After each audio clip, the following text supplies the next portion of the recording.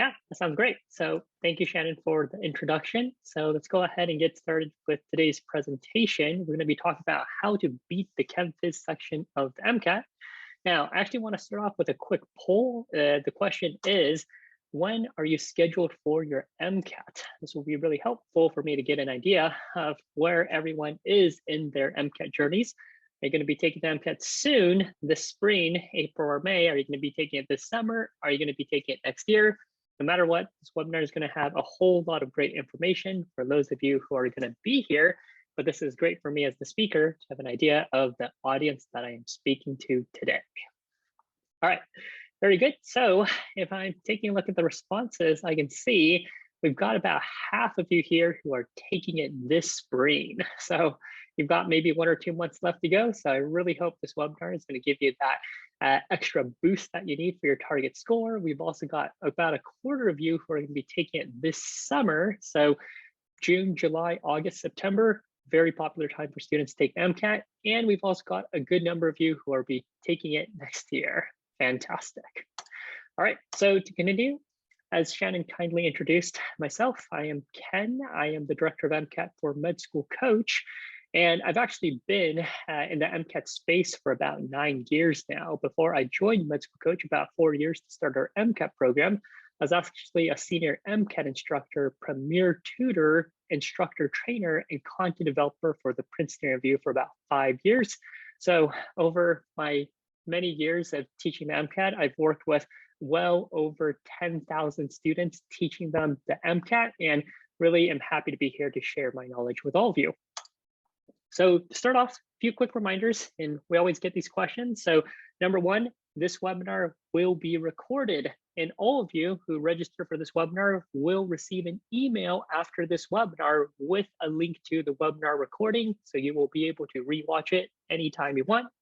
Number two, I'm going to say that you can ask questions at any time. I've got the chat box open here on the side, and I'm going to do my best to keep up with the chat as much as I can throughout this presentation. So if you have questions in the middle of anything I'm talking about, just go ahead and ask. Also, at the end, we're going to have a Q&A section where we're going to be able to answer a lot more of your questions in detail.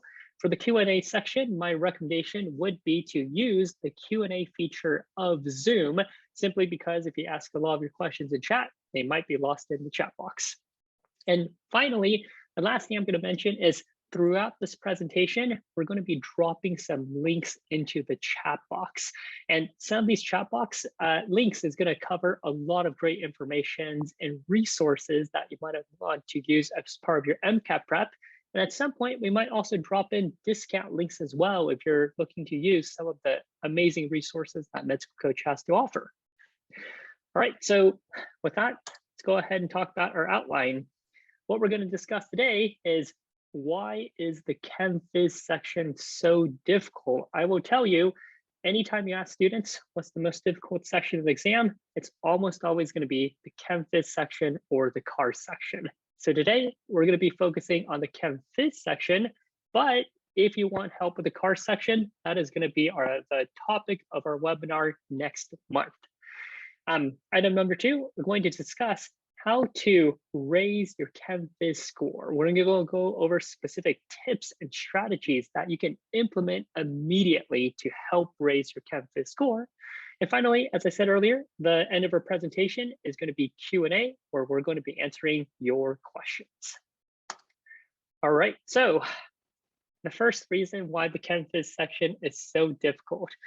Number one, math calculations, all right? The ChemPhys section, it absolutely has the most math of the 4 sections of the exam. And this is a major reason why a lot of students struggle with the ChemPhys section. And it's for a variety of reasons. Some students read these questions and they're not quite sure what to do. Some students see these questions and they know what to do. They're like, oh, it's a stoichiometry question. I know what type of problem this is, but then they don't know what to do next, all right? Or other students, it's the calculations, the arithmetic that really throws the students off. They're really just lost and don't know, how can I get through these calculations questions faster, right? So in terms of the math calculations, yes, it's one of the reasons why the ChemPhys section is so difficult, but there is definitely a way for you to get around this. So My first strategy, do math smarter. What do I mean about this? When you take the MCAT, there is no calculator. You have to do mental math. You have to be able to do math on the laminated sheets that you are given. So to give you an example of this, I have a problem that I want all of you to try. The question is, what is 6,500 times 10 to the negative 5 in scientific notation? If you want to give this a shot, just go ahead and type this in the chat box, what you think the answer is. And the first thing I'll say is, if you're not sure how to solve this problem, don't worry about it. This is a difficult problem, and a lot of students often make these mistakes of how to change numbers in scientific notation.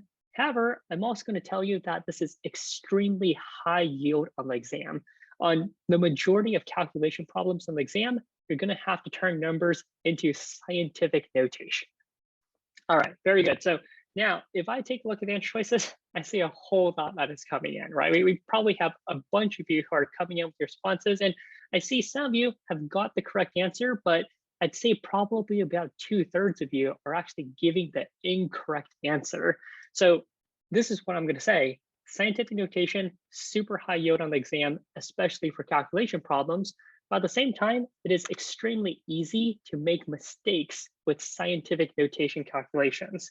Students know that when they have 6,500 times 10 to the negative 5, they need to take that number in the front, 6,500, and change it into a number between 1 to 10, and then they have to change the exponent of the 10. But what they always get confused about is, well, if I turn 6,500 to 6.5, what do I do with the 10? Do I make it -8? Do I make it -2? It can be a little confusing. So this is my recommendation for you if you're ever doing scientific notation. It's really quite simple. You have 6,500 times 10 to the negative 5. The key thing you have to realize when you're doing these conversions is you're not changing the value of the number at all. So what do we have to do? You have to change 6,500 to a number between 1 to 10. So that number would be 6.5. So now let's think about it. I turned 6,500 to 6.5. What that did was I decreased the number by a factor of 1,000. I divided by 1,000. This tells you exactly what you have to do to the other number, to the 10 to the negative 5. If I take 6,500 and I divide it by 1,000, I have to take 10 to the negative 5 and I have to multiply it by 1,000, and that's going to give me 10 to the negative 2. All right, so again, I know a lot of you are writing the scientific notation in the answers in the chat box, and some of you got it right, some of you didn't get it right. For those of you who did not get it right, this is a very, very simple way to make sure you always answer scientific notation questions and conversions on the exam correctly. Simply just make note, if there's one number you're increasing, the other number you are decreasing. Okay, so that's our first tip when it comes to math. Our next tip for doing math smarter, again, I'm going to have another question for all of you. The question here is, what is cosine of 30 degrees? So again, I'm going to look for all of you in chat. Go ahead and type in the chat box what you think cosine of 30 degrees is. So go ahead and type it in. Let me know what you think it is. All right, very good. So I'm already seeing responses come in. We've got 0.5, √3/2. We've got 0.9. We've got 0.86. The funny thing is, if we have different answers in here, we know that not everyone here can be right. Okay, so again, this is something that shows up often in the MCAT. It's trigonometry. A bunch of students hate it, right? This is the MCAT. You want to become a physician. You don't want to become a mathematician.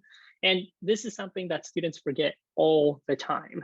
So here's a strategy that can be really helpful for you when you're dealing with trigonometry on the exam and you're trying to figure out what these different values are. What is sine of 30? What is cosine of 45? What is sine of 60?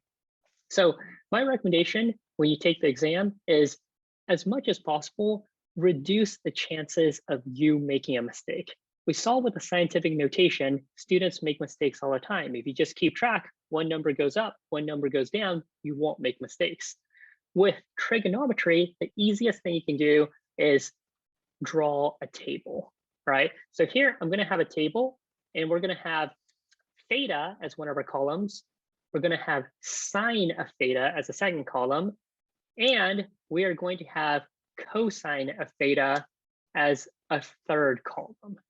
Now, the next thing is when it comes to determining what the sine and cosine values are, you should keep in mind that there's only a certain number of angles that can possibly show up on the exam, right? So those angles are going to be 0 degrees, 30 degrees, 45 degrees, 60 degrees, and 90 degrees, right? And this might sound like a lot. You need to know sine of 5 different angles. You need to know cosine of 5 additional angles. It's a lot, but let me teach you a really, really simple shortcut. And on test day, when you start the exam, just go ahead and draw this table out, right? It'll take you 30 seconds to a minute and you've got it figured out. So let's go ahead and show you how it works. First of all, every single one of these terms is going to have the square root of something over 2, right? Square root of something over 2, square root of something over 2, square root of something over 2.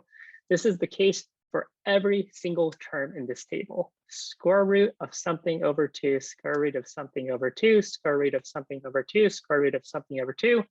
I know it sounds silly, but all you have to do at this point, after writing this out, is count to 4, right? So for sine, you've got 0, 1, 2, 3, 4.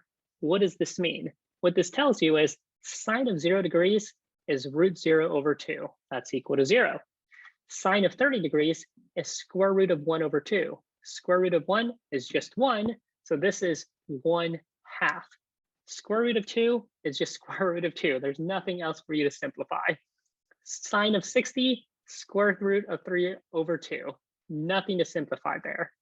90 degrees, square root of 4 over 2. You should know the square root of 4 is 2. It gives you 2 over 2. That gives you 1. All right. This is literally all you have to be able to do to figure out the sine angles. And for cosine, it's just as simple, except you count down. So instead of going 0 to 4, you're going to go 4, 3, 2, 1, 0, and that's literally it. This is all you have to be able to do for trigonometry. So square root of 4 over 2 is just 1. Square root of 1 over 2 is just 1/2. Square root of 0 over 2 is just 0.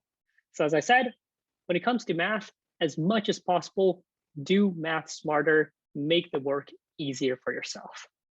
Okay, so next, what is another reason that makes the ChemPhys section of the exam so difficult?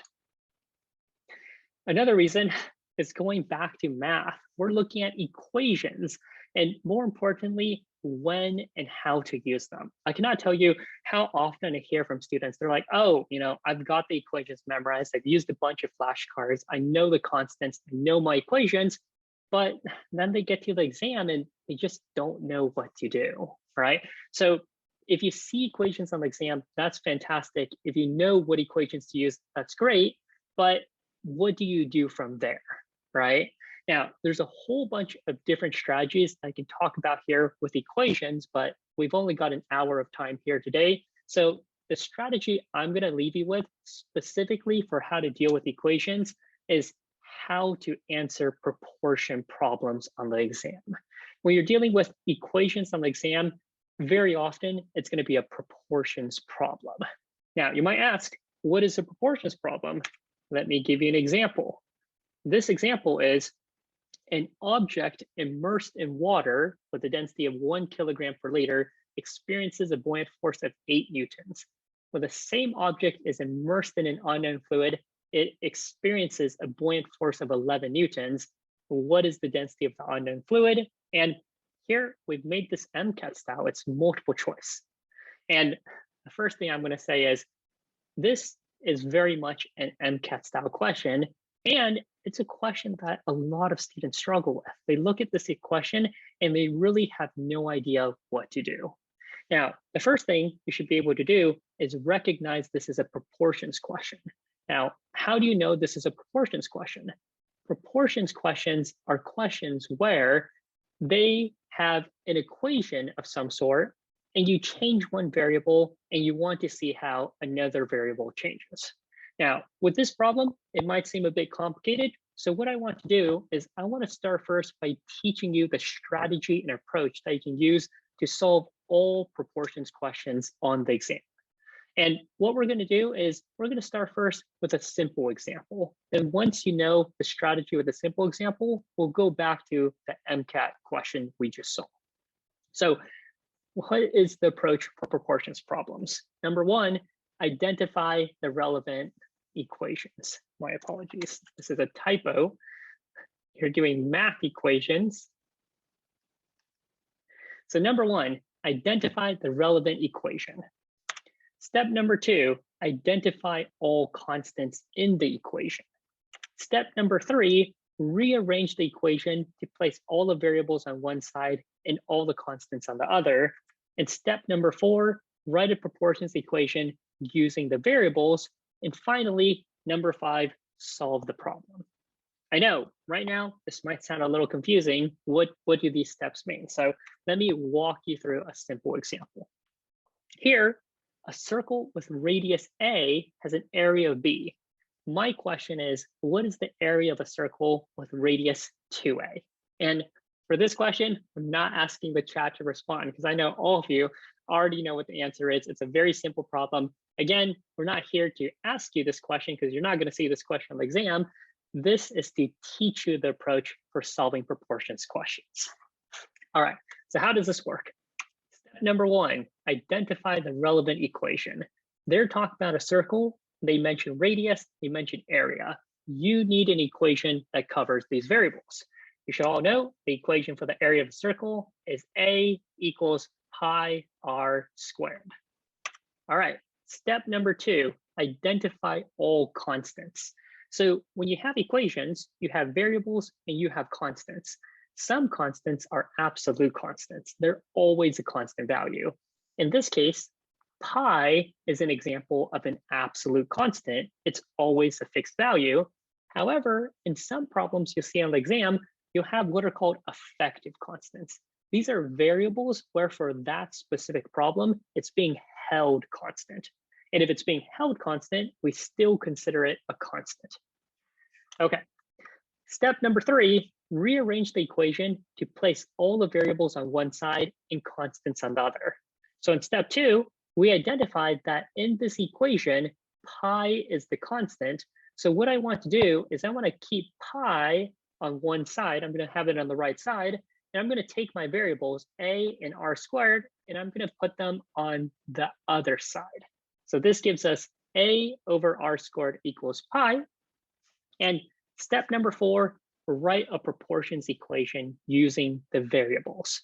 So when you have all the variables on the left side and the constants on the right, what this allows you to do is write a proportions equation in the form of a1 over r1 squared equals a2 over r2 squared, right? And that's because a over r squared is always equal to a constant. So any area over radius squared is always going to be the same value. And finally, step five, solve the problem. If I solve the problem, you've got to plug in the values. So A1, what is our starting area? Our starting area is B. R1, what is our starting radius? It is A. So we have B over A squared equals A2 over R2, which is 2A. So this gives us 2A squared. Sorry about that. It is 2A squared. And 2A squared just gives us 4A squared. So what you're going to have is B over A squared equals A2 over 4A squared. Now, from here, the A squared cancels out and you can multiply by 4. So you're ultimately going to be able to solve that A2 is equal to 4B. All right, so this is how you solve proportions problems. You always follow this step-by-step approach. Identify the relevant equation, identify the constants, rearrange the equation to put the constants on one side, the variables on the other, then write a proportions equation using the variables, and then solve. Okay, so now that we walked through the approach, let's go back to that example problem that we looked at earlier. right?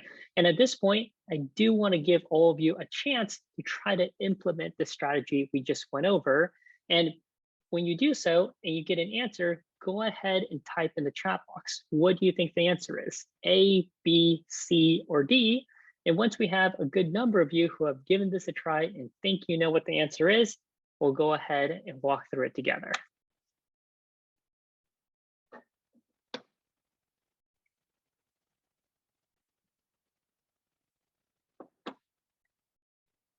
All right, very good. I see a bunch of people who are already typing in the right answer, and you might be able to tell just by the flood of students who are responding with C, that C is the correct answer. So very nice job to those of you who are answering it correctly. And for the rest of us, let's walk through how to solve this problem. Step number 1, identify the relevant equation. In this case, they're talking about the buoyant force, and they're talking about density.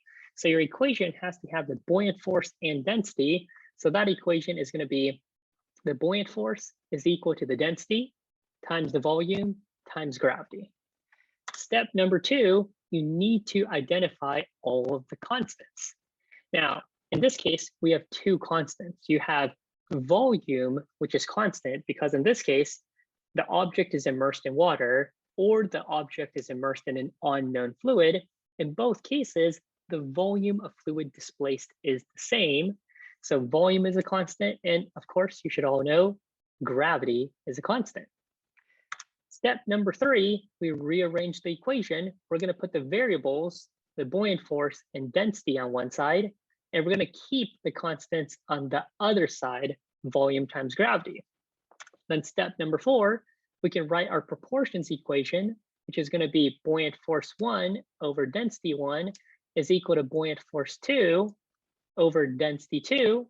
And finally, the last step, we plug in the values and solve. So in this case, our initial conditions, we've got a density of 1 kilogram per liter and a force of 8 newtons. So here, our force is 8, our density is 1. We're solving for the buoyant force. Well, actually, never mind. The buoyant force we are given. So FB2 is 11, and density 2 we are solving for. So if we rearrange this equation, this gives us density 2 is equal to 11 over 8. 11 over 8 is also equal to 1.375, which if you look at the closest answer choice, that's going to be C.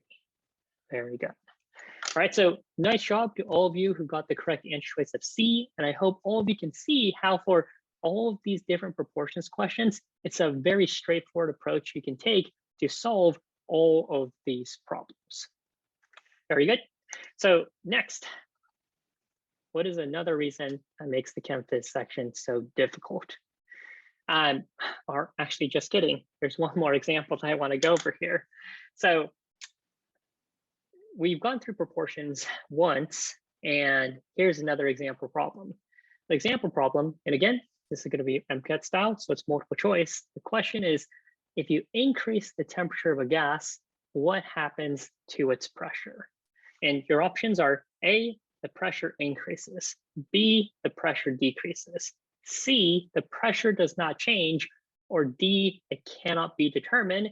And I can already see students writing in what they think the correct answer choice is.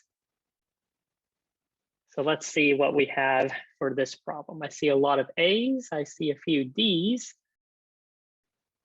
Who else wants to give this a stab? I see a B, I see an explosion. Okay, probably not for the MCAT. And I see a ton of A's. All right, so it seems like the vast majority of the students here think it's A.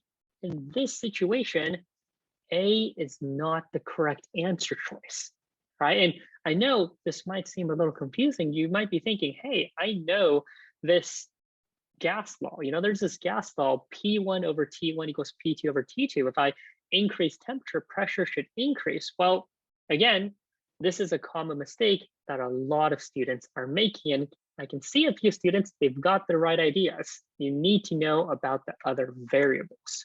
So what do I mean by this? Well, here, they're talking about temperature. You're increasing the temperature, and they want to know what happens to pressure. You can take the exact same approach that we just talked about with proportions. So Start first, identify the relevant equation. PV equals nRT. This is the ideal gas law. All of you should know what this equation is. Now, what constants do we have? The only constant here is R. That's the gas constant, right? And sometimes they'll be nice. They'll tell you something else is constant, right? Let's say I told you, hey, in this case, assume moles of gas is constant. Even if I were to tell you that another variable here is constant, moles, it actually doesn't change the answer. The answer still is not A, right? Why is that the case? Well, again, going back to proportions, you put the variables on one side, pressure, volume, temperature, you put the constants on the other side. So R is a constant, and we just said, let's make N constant, right? Here are your variables on the left, here are your constants on the right. When you write your proportions equation, it is P1 V1 over T1 equals P2 V2 over T2. Now in this scenario, what did they tell us? They told us that you are increasing the temperature. So what happens to pressure? Well, in this case, you do not know the answer because it depends on what happens to the volume. It's possible here the volume can increase and the pressure doesn't change. It could also be the volume stays the same and the pressure increases. It can also be that the volume increases by a lot and the pressure decreases. So in this case, you do not know what happens to the pressure. So the correct answer is D. And this goes back to the idea of knowing your proportions and how to set up your proportions equations. Very good. So again, let's go back to another reason that makes the ChemPhys section so difficult. So number 3, integration of a broad range of subjects. I didn't actually mention this at the beginning, but the ChemPhys section stands for the chemical and physical foundations of biological systems, right? So that by itself implies there's a lot of subjects. And when you look at the AMC content outline, you can see here that it covers a really, really broad range of subjects. You've got 30% general chemistry, 25% biochemistry, 25% physics, 15% organic chemistry, and 5% biology. So here, I have a question for those of you in chat. My question for you is, all of you have taken general chemistry before, right? Often it's in your freshman year, you take general chemistry, and then afterwards you take organic chemistry. My question for you is, how much of the general chemistry knowledge did you actually need for your organic chemistry class? Did you feel that it was really important, or was it that you didn't need much at all, right? And look at all these students typing, pretty much none or very little. And that's very much the case of how classes are taught at the university levels. They're pretty much all taught as independent subjects, right? General chemistry, organic chemistry, they're different, but they're both chemistries, and that's how the MCAT treats them. You can't think of these subjects as all being independent. You really have to think about how these different concepts are related to each other. So for example, in general chemistry, you learn about what acids and bases are. In organic chemistry, the way that the MCAT will test you is how the structure of a molecule changes the acidity of a compound, right? So this is something that a lot of students aren't used to doing, of connecting different subjects together. And that's because for most students, you've learned chemistry and physics at the university level. You haven't learned it in the way that you need to for the MCAT. Now, I have a very helpful strategy here, but before I get there, this distribution of subjects actually relates to a fourth reason why the ChemPhys section is so difficult, and that's the luck factor. Now, you probably don't want to hear this, but there is definitely a luck factor when it comes to the exam. And what I mean by this is, look at these different subjects. You have the percentage distributions, but this is not the same thing as how many different questions you have for each subject. So to give you some idea, you should know that the ChemPhys section has 59 questions. Consider physics. Physics is 25% of the ChemPhys section. So that means in total, you're going to see about 12 to 13 physics questions on the exam. 12 to 13 questions. That's not a lot. And keep in mind, for the MCAT, what is fair game for physics? Fair game for physics is physics 1 and physics 2, any of those topics. So that includes all of Newtonian mechanics, kinematics, forces, work and energy, fluids, and for physics 2, that includes anything covered in physics 2. So you have electrostatics, you have charge, you have circuits, you have magnetism, you have waves, you have sound, you have light, you have optics. There is way more physics concepts that can be tested on the exam that can show up in a single administration of the exam. So what that means is for a lot of students, when they take practice exams, sometimes their scores fluctuate. They're like, oh, on one ChemPhys section, I got a 127. I feel great. Then on another exam, they get a 124, and they're so confused. Well, often the reason why this happens is because on one administration of the exam, you saw a lot of the ChemPhys topics that you knew well, whereas on another practice exam, you saw a lot of ChemPhys topics that were your weaknesses. All right, so this is what I mean by the luck factor.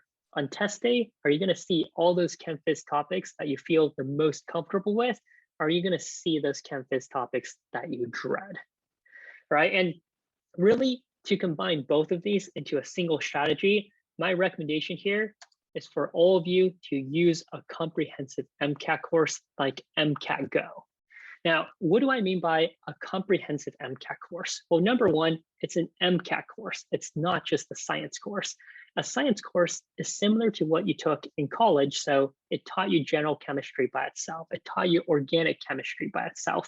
For the MCAT, you have to think about how these different subjects are linked together. And that's what an MCAT course teaches you. It doesn't teach you chemistry. It doesn't teach you physics. It doesn't teach you biology. It teaches you MCAT chemistry, MCAT physics, MCAT biology. It teaches you how to connect these different science subjects together the way you need to be able to do so on the exam. And you want it to be comprehensive. I said earlier, a major reason why a lot of students, there's a luck factor for them on the exam is because sometimes they see the topics they know, sometimes they see the topics they don't know. So here at Med School Coach, we've created a comprehensive MCAT audio course. And I'm going to ask here, I don't know if any of you are aware of this, but the MCAT Basics podcast with our own Sam Smith is actually an extremely popular MCAT podcast. Do we have anyone here in our chat who is a fan of the MCAT Basics podcast? If you are, definitely let us know because it is a great podcast. It goes over a ton of fantastic MCAT science content and strategies. Well, if you love the podcast, what I can tell you is Sam pretty much took that podcast and created an audio course version of it. And that's what we call MCAT Go, an audio learning experience. And it's something that we've released. It's something that you can study on the go. As Amanda says, when you're on the road or walking about town, you can just listen to it and study MCAT using your ears. So in this case, you can find it on our website, medschoolcoach.com/MCAT-go. And for all of you, just for attending this webinar, you can see there's a coupon code that you can all use for a 50% discount off MCAT Go. So I highly encourage all of you, check it out. Okay, so back to our presentation. Reason number 5, why is the ChemPhys section so difficult? It's the time pressure, right? When you talk to students and you ask them, hey, are there any sections of the exam where you're not able to finish? It's almost always going to be the ChemPhys section. There's so many students who struggle with pacing on the ChemPhys section. They just can't finish the section and they have to guess on some passages. They have to guess on some questions. So again, this is common to a lot of students. There's a lot of different strategies and techniques that you can use to improve your pacing. But one simple strategy that I'm going to tell you today is improve your memorization. And a very simple way that you can do this is by using mnemonics. All right. Now, here at Med School Coach, we actually have a YouTube channel where we have a whole bunch of MCAT specific mnemonics. All right. And here I've got an example for myopia and hyperopia. This is for optics. It's also related to biology and even the psych-social section of the exam. So My first question, for those of you that are here in the chat, does anyone know what myopia is related to and what type of lens you need to use to correct for myopia? All right, so I've got people typing in nearsighted, diverging, concave. Fantastic. All of you have this down. Now, what is the mnemonic? So the mnemonic for myopia and hyperopia on the exam is need medical doctors for healthy children. All right, this is a nice wholesome mnemonic, right? We need medical doctors for healthy children. So how does this mnemonic work? Well, N is nearsightedness. All right, so N is nearsighted, M is myopia, and doctors is diverging. So you need a diverging lens to correct for myopia or nearsightedness. 4 stands for farsightedness. H stands for hyperopia. And C stands for converging lens. So need medical doctors for healthy children is a great mnemonic for helping you to memorize that for nearsighted individuals, they have myopia and they need diverging lenses to correct their vision. For healthy children, farsightedness is hyperopia and you need a converging lens to fix your vision. Okay, now in this case, you might be thinking, hey, this is a mnemonic. How does it help me with time pressure? Well, the reason why it helps you is because on the exam, anytime you read a question, it's often going to draw from some kind of scientific fact that you need to have memorized, right? So if on the exam, they're like, hey, a person has nearsightedness, what type of lens do they need to correct their vision? If you think about it, okay, you can probably process in your brain, nearsighted, the light converges prematurely, you need to spread the light out. So you're gonna need something that diverges the light rays, so that's a diverging or a concave lens. That's great that you can figure out the answer, but in that case, think about the amount of time it takes you to recall that specific fact. If it takes you 15 to 20 seconds, you might think, oh, that's not too bad at all. But if you have this memorized better, if you see nearsightedness and you're like, oh, diverging lens, if you can get that memory recall in 5 seconds, and that might not sound like a lot, right? You're going from 15 to 20 seconds to 5 seconds of recall. But if you save 10 seconds per question, think about that impact over 59 questions. Over 59 questions, you're now saving yourself 10 minutes of time. Ashley is actually correct. Those seconds add up. So for those of you who are running out of time, try to memorize the facts better. If you memorize the facts better, your recall is faster, and you're gonna have less time constraint on the exam. All right, very good. So these are the main tips and strategies, but there's some more important information I want to go over for today's presentation. So I want to talk a little bit about how MCAT tutoring can help. All right, so here at Med School Coach, we help students with the MCAT in a whole bunch of different ways. Now, first of all, you should know MCAT tutoring is something that a whole lot of students have not experienced. For most students, when you go to school, you're always in a class with a whole bunch of different students. When you work with a tutor one-on-one, everything is completely personalized around you. You're not taking a generic course, you're having a study plan designed around your specific strengths and weaknesses and goals. Number 2, next level proficiency. I can tell just simply by looking at the chat today that a lot of you learned at least something from today's webinar. If you learned at least something from today's webinar, I guarantee you only have a lot more to learn by working with a tutor, right? Our tutors have crushed the MCAT. They've gotten 99 percentile MCAT scores. They are there to teach you advanced strategies and techniques you have not learned before. Number 3, study plan design. A lot of people, when they're studying for the MCAT, they just don't know what to do, and they can be overwhelmed. I've got books, I've got exams, I've got question banks. What do I do? When you work with us, we're able to create a study plan for you that covers all of the details of what you need to do. So that way, you know what you need to do for your MCAT prep from the day you work with us until test day. Number 4, med school coach. Why choose med school coach? There's a variety of companies out there, but absolutely, we can say we've got the best tutors in the industry. Just simply go to our website, look at our tutors, and you can simply ask or simply look at their bios and look at how incredible they are, their academic background, as well as the MCAT scores they've achieved. I'll also add, though, it's not just the scores they've achieved, but our tutors are fantastic educators, right? We don't just hire tutors that are good test takers, we hire tutors who are good teachers and instructors. So that way they're able to effectively communicate their knowledge of science content and test taking strategy to you. Number 5, actual med school coaches. So I know in many ways, this is not the question you want to be hearing because you're worrying about the MCAT right now, but in practice, after the MCAT, you're going to have to deal with applying to medical school, right? So right now, I'm going to throw another question in the chat, or not question, I'm going to throw another poll. This question is, when are you applying to medical school? And I have a guess, a lot of you are going to be applying this summer if you're taking the exam this spring or summer.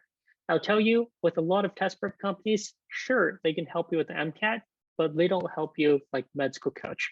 We are really the only company that helps students with every aspect of becoming a physician. So if you need help with the MCAT, we can help you. If you've crushed the MCAT, we can still help you with the next stage of your journey, which is putting together your medical school application. So this is how to craft a strong personal statement so you can stand out among tens of thousands of applicants to a single medical school, how to select which schools you should apply to, how to prepare for interviews to make sure you get that acceptance letter.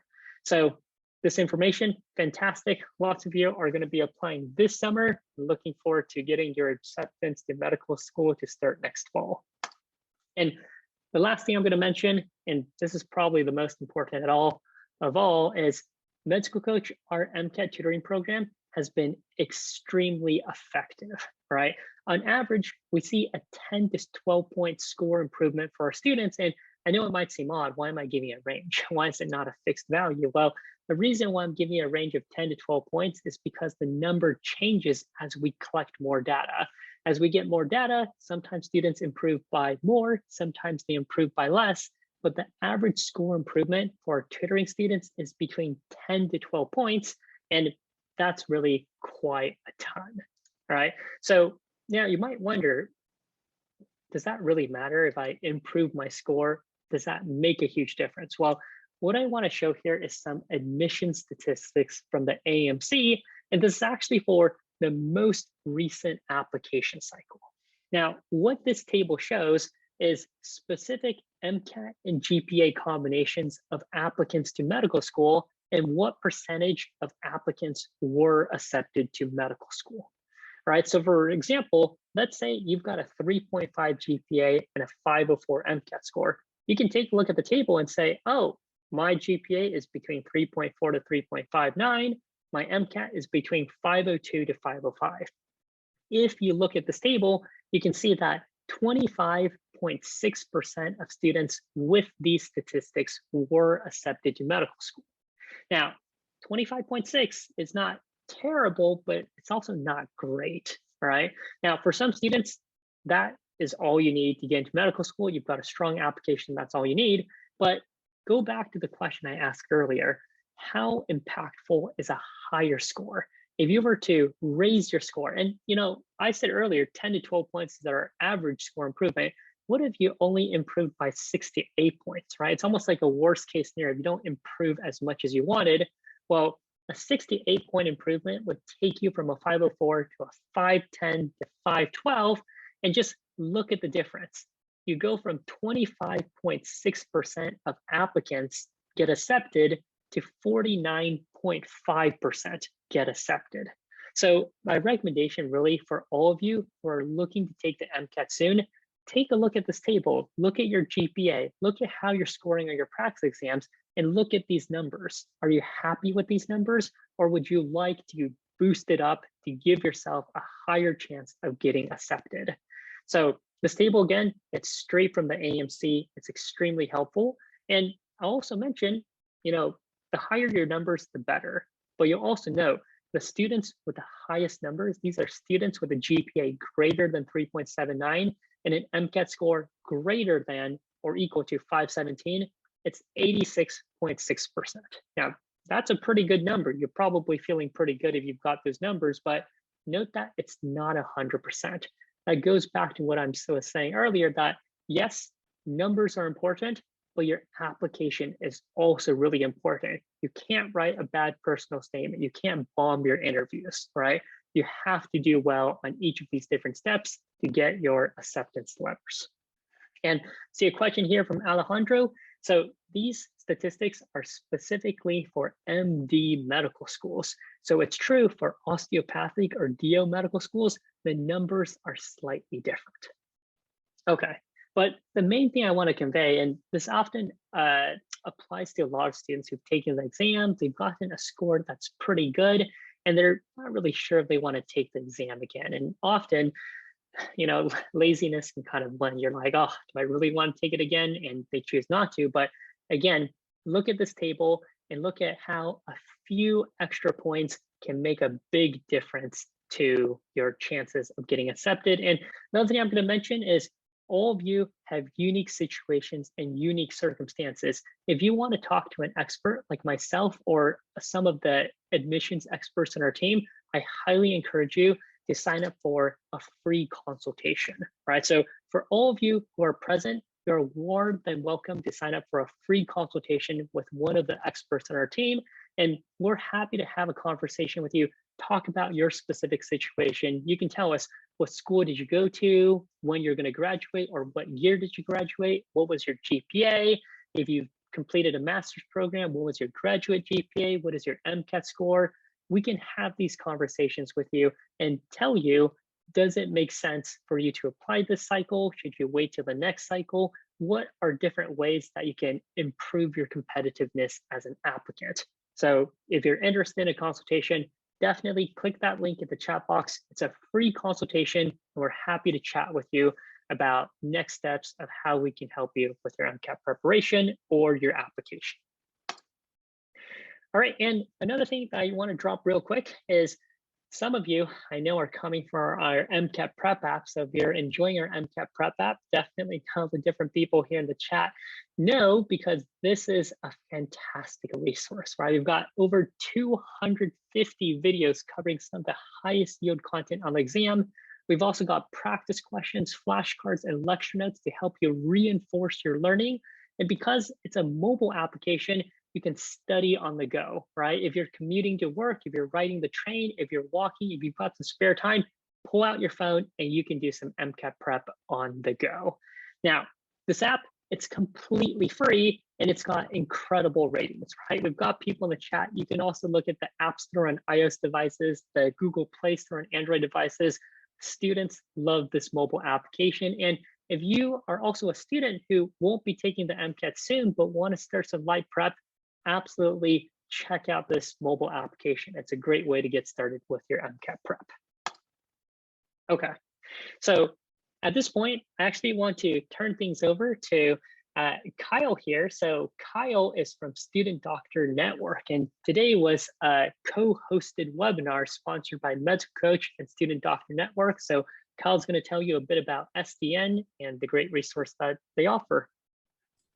All right, thank you, Dr. Tao. And I have my camera off, so you guys know I'm a non-traditional pre-med who's coming up on the MCAT, so definitely was taking notes through there, but you guys don't need to hear about that. SDN or studentdoctornetwork.net, extremely, check it out. That's the best thing I can say. I'm getting my head around all this information we just took in, but so Student Doctor Network, we're most well known for our forums, which has over 500,000 members.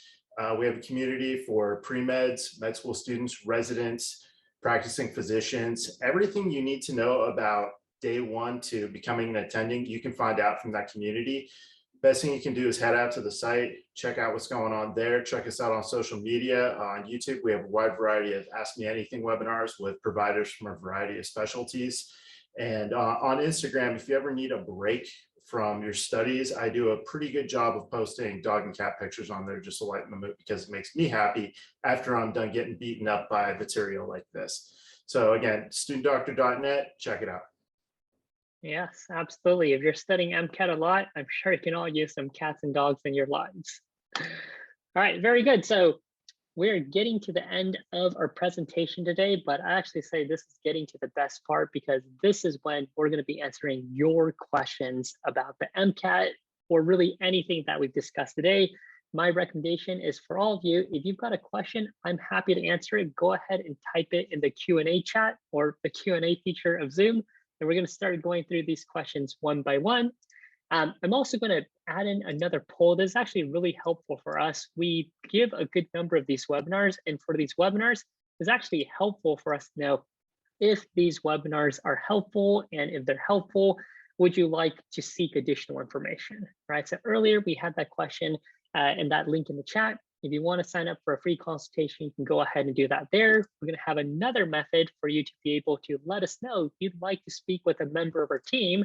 So go ahead and answer a poll. If you want to learn more about how Med School Coach can help you, where you are as an applicant, and is there any way that you can boost your chances of getting a higher MCAT score, getting accepted medical school, absolutely click yes. We'll be happy to schedule a call with you and talk about your specific situation. I also want to include some contact information here. And here, you've got our general email, info@medschoolcoach.com. If you have any questions that we're not able to answer here today, send us an email. And if you have a specific question for me, my email is right here, ktao@medschoolcoach.com. You can email me with any specific questions you have, and I guarantee I will respond to these emails personally. All right, so now let's take a look at the Q&A and let's see which questions we have. So I'm going to try to go in order with some of these questions. So the first question here is there an equation sheet with all the equations and formulas we need to know for the MCAT? So I will tell you, the answer is yes and no, right? So there are definitely equation sheets, and you'll often find these within MCAT books. MCAT books, that's usually in the appendix, they'll have a section on here's a bunch of equations you need to know for the exam. And yes, those equations can be, cover all the equations you need to know. But what I find is that in most of these MCAT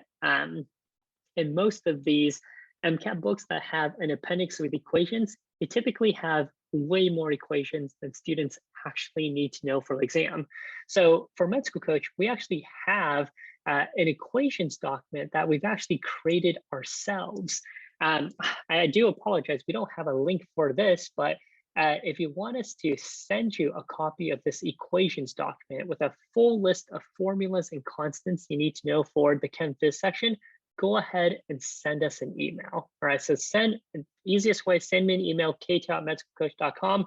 Let me know that you want a copy of our equations document, and I will go ahead and send it to you.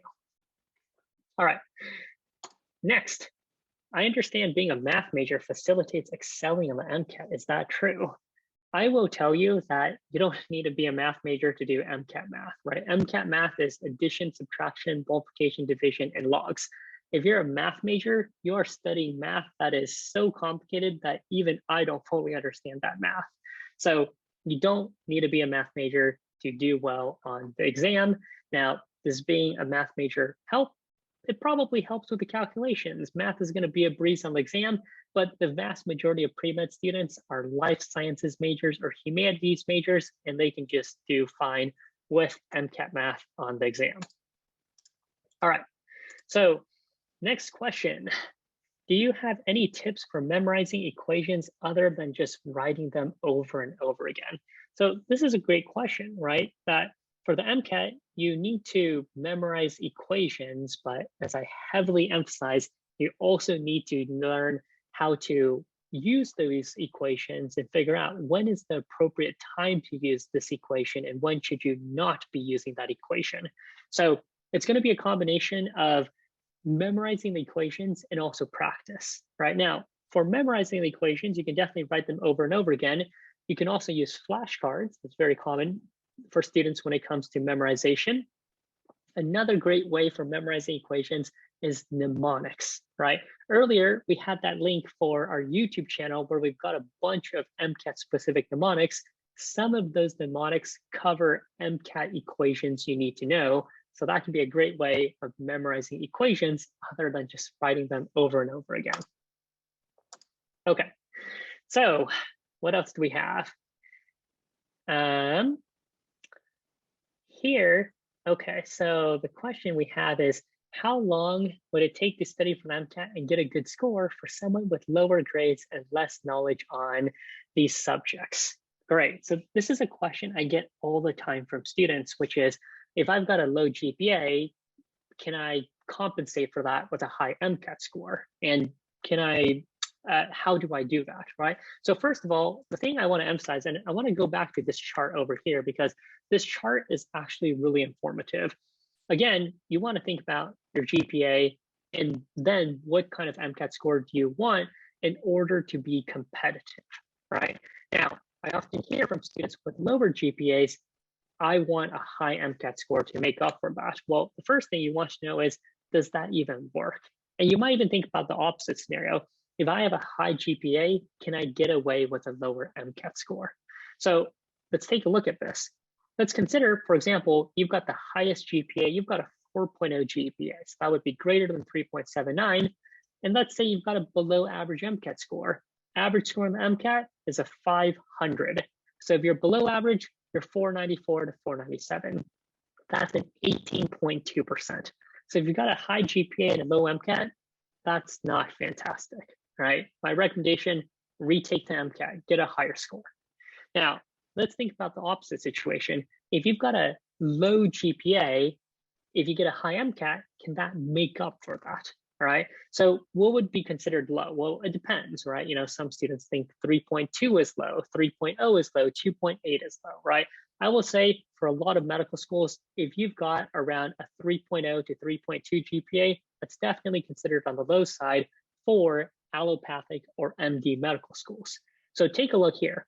If you've got a GPA between 3.0 to 3.19, let's say you crush the MCAT. If you crush the MCAT and you get a score that is 517 or higher, you're looking at a 54.3%.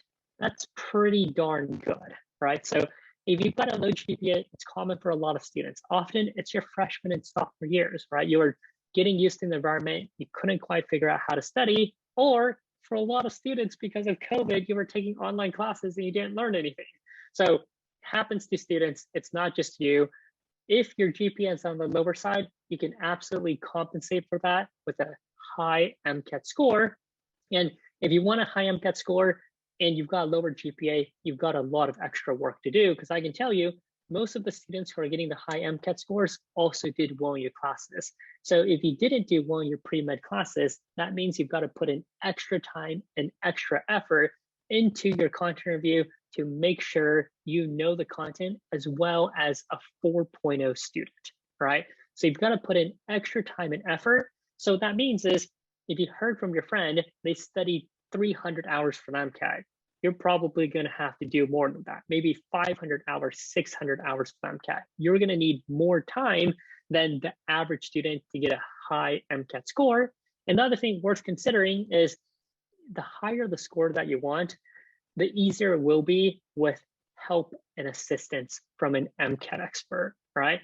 I told you earlier that average score improvement for our students is 10 to 12 points. If you're looking for that competitive edge, for that higher MCAT score, for higher chances of getting accepted to medical school, absolutely consider working with one of our MCAT experts. Okay, so next, we have another question.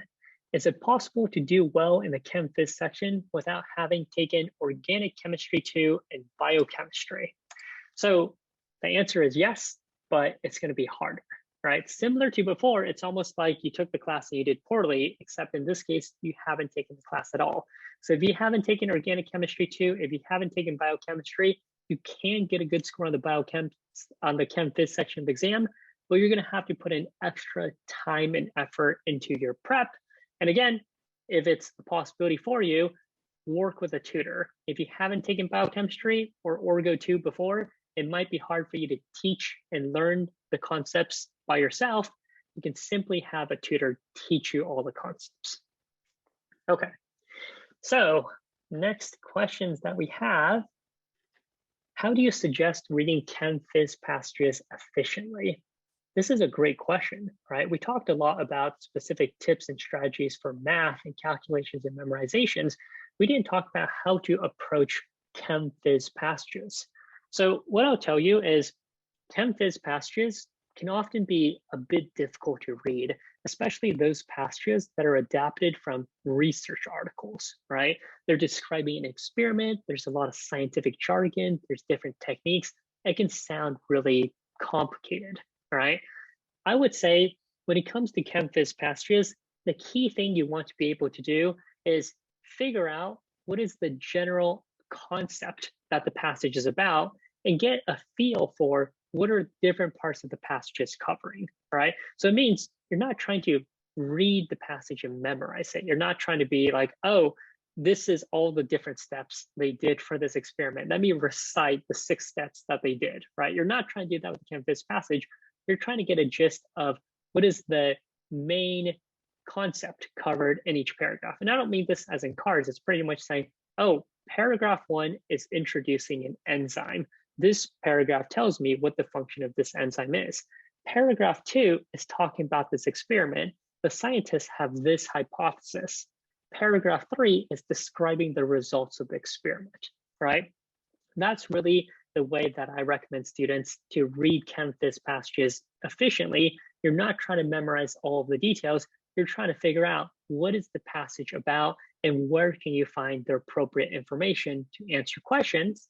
And then once you get to a question that's asking you a specific detail or about a specific paragraph in the passage, then you can go there and read more details to answer the question.